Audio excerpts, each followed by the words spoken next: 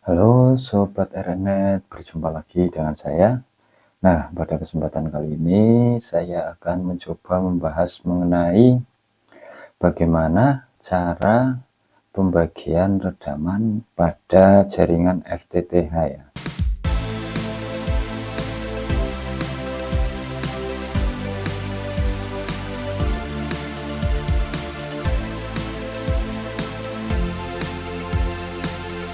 Nah, untuk kali ini berguna untuk para pemula ya. Di sini banyak sekali pemula yang masih bingung mengenai pembagian redaman pada OLT ya, atau pada redaman SFP untuk ke ODP pelanggan. Nah, di sini saya mempunyai dua contoh topologi ya di sini. Nah, untuk yang pertama, nah di sini ada topologi fix ya, atau satu pon satu core itu dibuat untuk 64 ataupun 128 pelanggan. Nah, bagaimana caranya? Kita langsung saja bahas ya di sini. Nah, pertama itu kan dari OLT ya, di sini ada OLT pasti. Nah, untuk ke jalur selanjutnya, nah ini di sini untuk topologi satu saya menggunakan ODC ya. Nah, ODC di sini itu kan masih banyak ya yang belum paham. ODC ini isinya apa? Nah, di sini nanti kita akan bahas ya. Nah, tidak harus di sini ODC itu menggunakan splitter pasif ya, splitter pasif 1:4 ataupun 1:2 di sini ya. Nanti kita bahas saja. Nah, untuk topologinya itu kan searah ya. Ini searah, nanti saya buatkan topologi yang kedua itu kita ingin menarik banyak ya, banyak jalur kabel ya. Nah, untuk jarak ini seandainya itu 2 km ya. Nah, 2 km ini kan pasti ada loss redaman. Nah, untuk loss redaman ini, nah ini di DC1 ini kita bisa sesuaikan ya. Kita bisa sesuaikan. Nah, kalau ini dipakai untuk 64 pelanggan ya, untuk OLT EPON. Ini kalau untuk 64 pelanggan itu hanya perlu 8 ODP atau 8 splitter 8 ya. ODP 8 itu. Nah, kalau untuk 64 pelanggan itu kita tidak perlu menggunakan rasio ya, menggunakan splitter rasio. Bentar, nah, aduh, maaf, nah ini. Itu kita tidak perlu menggunakan splitter rasio karena hanya cukup 2 saja. Nah, ini fix untuk satu pon seperti itu. Jadi kita memetakan wilayah yang dimana itu klien kita mungkin tidak sampai ataupun tidak lebih dari 64 user ya. Nah, itu seperti itu kalau untuk EPON. Nah, di sini kita, nah ini pertanyaan, perlu beberapa core untuk topologi di atas. Nah, kalau yang banyak di YouTube itu membuat ODC kan itu harus tarik seumpama 2 core, 3 core atau 4 core. Nah, kalau dengan topologi seperti ini ya, atau sistem ODC seperti ini, itu kita hanya butuh tarik 1 core ya, hanya butuh 1 core. Nah, bagaimana agar 1 core ini bisa meneruskan ke ODC selanjutnya ya. Nah, di sini udah ada kabel kan ke ODC 1. Nah, di ODC 1 itu kita bisa menggunakan splitter rasio yang 50:50 ya. Itu seperti itu. Nah, yang 50 biru ini pergi ke splitter 1:4 dan yang 50 lagi pergi ke ODC 2. Nah, di ODC 2 ini itu juga splitter 1:4. Nah, ini kita usahakan ODC ini di dalam wilayah desa ini ditaruh di tengah gitu loh.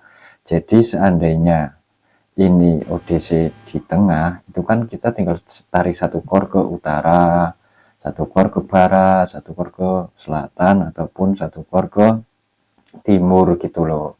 Jadi kita tidak harus narik banyak kor, jadi seperti itu. Jangan malah kita tarik ODC ini kita taruh di paling ujung. Nah, nanti kan kita repot, tinggal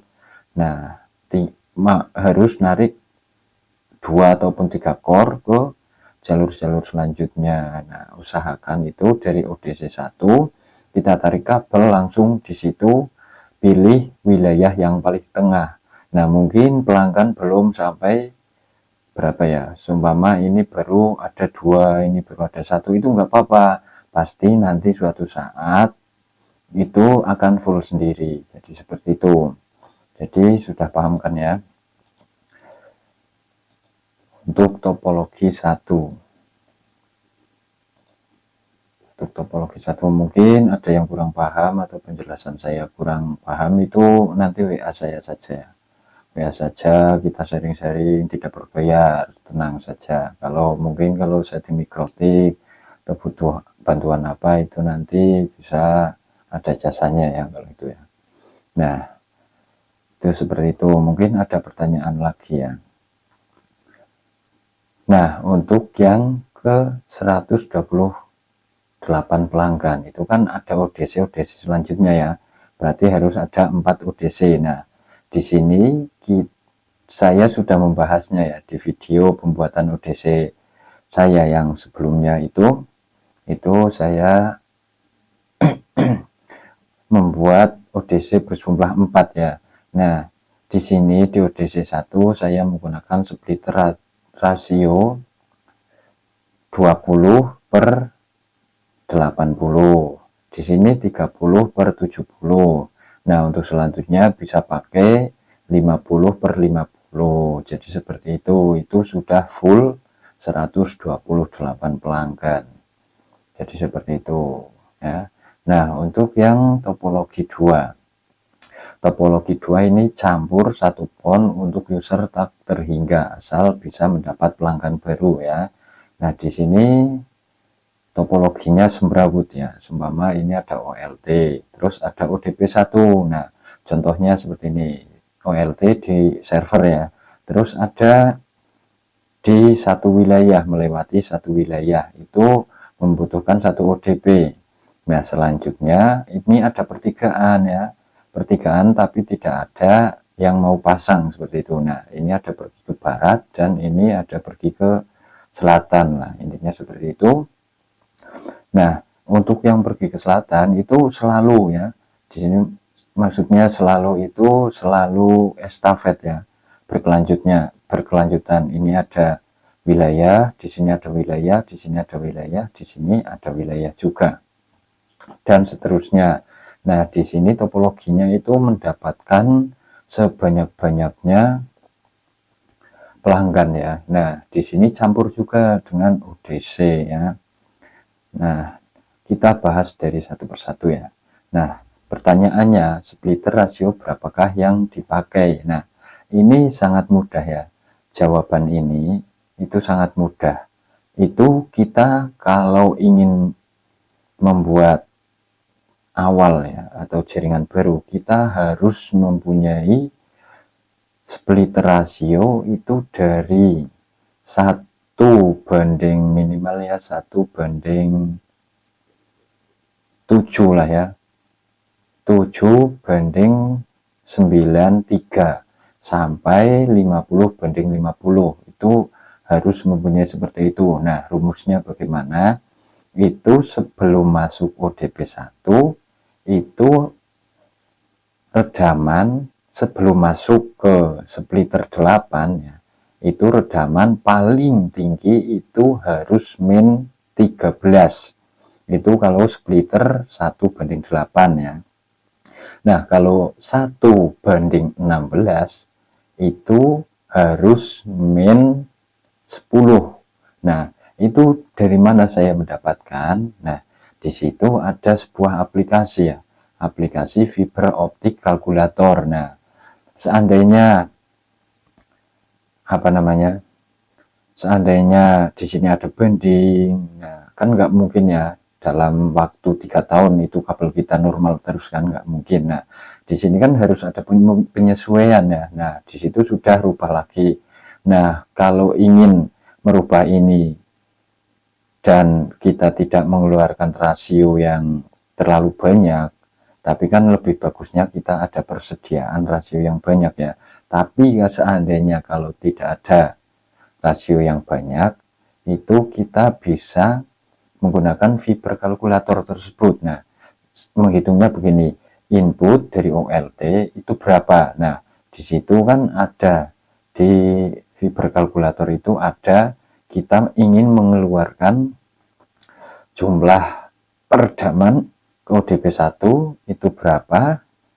Nah, itu tinggal hitung saja. Seandainya ini min 9, ini plus, masih plus 8 gitu. Nah, di sini ada dihitung. Nah, nanti keluaran harus min 13. Kalau min 13 masuk ke splitter 8 itu masih di bawah min 25 ya. Itu kalau splitter yang bagus. Nah, untuk ke jalur selanjutnya, nah itu kan kita kasih yang merah ya.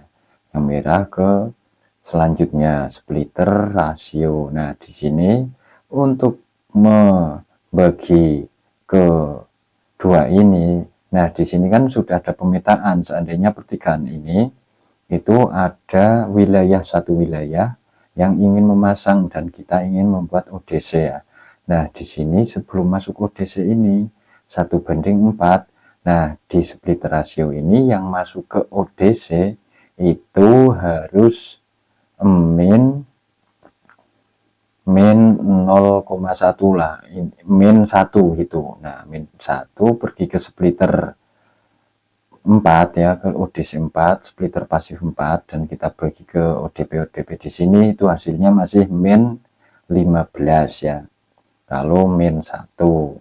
Nah, nanti tinggal dihitung saja kebutuhan splitter rasio yang di sini, agar nanti yang pergi ke sini itu masih banyak sisa ya. Nah, di sini juga sama, di sini sama seperti ODP1 tadi, keluar dari jalur utama yang biru itu, kalau splitter rasio itu pasti yang biru ya, yang kecil itu yang biru, dan masuk ke ODP itu harus min 13 seperti itu. Nah, selanjutnya juga sama seperti itu. Kalau kita ingin apa namanya, ingin redaman kita itu dibuat mepet ya, seandainya kalau ingin redaman itu min 15 itu juga bisa, nanti tinggal dihitung saja kira-kira sekitar min 10 ya, min 10 kalau kita menggunakan ODP 8. Nah, mungkin cukup sekian pembahasan topologi 2, dan selanjutnya kita pergi kesimpulannya. Nah, kesimpulan tadi itu tidak wajib menggunakan splitter pasif maupun splitter rasio, sesuaikan dengan medan lapangan ya. Seperti tadi, kalau kita ingin fix itu kita bisa menggunakan splitter pasif ya, splitter pasif, dan kita hitung dari awal harus 8 ODP 8 ya, splitter 8 kalau 64. Seandainya kalau 128 berarti itu 8 kali 2 16 ya, 16 kali 8 seperti itu. Nah, yang terpenting itu tidak harus menggunakan core banyak ya, contohnya seperti ini. Nah, di sini kan ada ya, di YouTube itu saya pernah melihat kalau membuat ODC itu kita harus tarik 4 core, itu tidak. Jadi kita sesuaikan saja jarak ini dari OLT ke ODC1 itu kita harus hanya perlu menggunakan 1 core ya. Nah, di sini kita menggunakan splitter 1:2 ataupun rasio 50:50. Yang satu masuk ke splitter 4, yang satu terus ke ODC2. Ataupun seandainya di sini terlalu jauh ya, di bonding ya, Nah, di sini kita bisa menggunakan splitter rasio yang 30:70 itu bisa, agar nanti sama ya, di ODP, ODC1 dan ODC2 redamannya itu sama ya. Nah, itu seperti itu. ODC itu tidak harus menggunakan splitter pasif, tidak harus menggunakan rasio, dan tidak harus menggunakan core yang banyak. Jadi kalau kita menggunakan core banyak, contohnya ya seperti ini, core banyak ya, seandainya kita langsung membuat ODC itu di rumah ya, menggunakan splitter 4 ataupun kita menggunakan splitter 2. Nah, di sini kita langsung tarik core ya, dual core. Nah, itu mungkin sangat tidak berguna kan ya. Nah, kan nggak mungkin jarak antar desa atau antar dukuh itu di selanjutnya itu kan full, kan nggak mungkin, pasti ada desa-desa selanjutnya. Nah, ini kalau kita mempunyai 2 core, nah itu kan bisa menggunakan 2 pon OLT, tidak harus 1 pon OLT itu 2 core, itu seperti itu. Nah, untuk yang kesimpulan yang ketiga, tidak harus menghitung jumlah ODP sama dengan jumlah pelanggan demi kerapian kabel agar tidak terlalu semrawut di pemukiman. Contohnya seperti ini, kita apa namanya, mempunyai ODC di satu desa. Nah, di satu desa ini kan baru 4 pelanggan, 5 pelanggan, 7 pelanggan. Nah, itu kan kita apa namanya, tidak harus menghitung 4 ya. Di sini seandainya 4, kita hanya menggunakan ODP 4, itu kan tidak harus seperti itu. Nanti kehabisan pon, kehabisan apa namanya, pot, nanti kita ganti yang 16, itu jangan seperti itu ya. Nanti di sini juga akan sangat semrawut ya, di tiang ini dan di udara di tetangga-tetangga sini itu kan pasti akan ada banyak kabel. Jadi kita harus petakan dari awal letak ODP, jangan letak pelanggan ya, agar nanti RT RW net itu tidak dikejar-kejar sama Dishub ya, Dishub Kominfo, Satpol PP, itu seperti itu, jaga kerapian kabel ya. Nah, mungkin cukup sekian video kali ini. Pasti banyak pertanyaan ya, itu pasti, karena penjelasan saya mungkin kurang teliti ataupun terlalu loncat-loncat, itu seperti itu. Jangan lupa WA saja ataupun subscribe, nanti saya buatkan video-video selanjutnya. Terima kasih telah menonton.